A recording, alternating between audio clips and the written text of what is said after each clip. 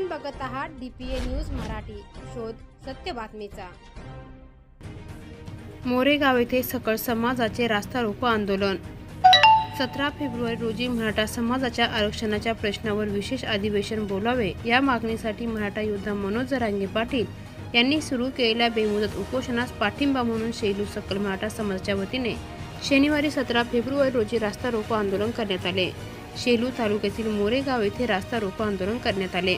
शेलू तालुक्यातील मराठा आरक्षणाच्या मोरेगाव येथे आंदोलन करत प्रशासनाला निवेदन देत लवकरात लवकर आरक्षणाचा निर्णय घ्यावा, नाहीतर याबद्दल यापेक्षाही तीव्र आंदोलन करण्यात येईल असे निवेदन देण्यात आले। या आंदोलनादरम्यान वाहतुकीची चांगली कोंडी झाल्याचे दिसून आले। काही वेळानंतर आंदोलन थांबवले आणि पोलीस प्रशासनाने वाहतूक सुरळीत चालू केली।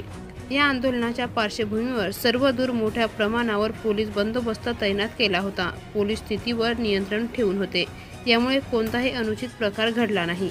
DPA न्यूजसाठी प्रतिनिधी सतीश आकाश। ताज्या घडामोडी व अपडेट जाणून घेण्यासाठी आताच DPA न्यूज चॅनलला सबस्क्राइब करा आणि बेल आयकॉन क्लिक करायला विसरू नका।